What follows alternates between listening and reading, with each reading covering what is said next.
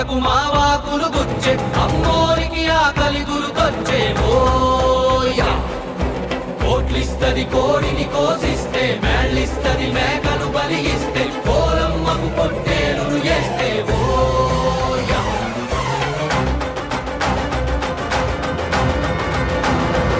అమ్మోరికి అవ్వాలని మేత ఏనాడో రాసేసిన రాత ఎలుగుందారే తిరిగడిసాక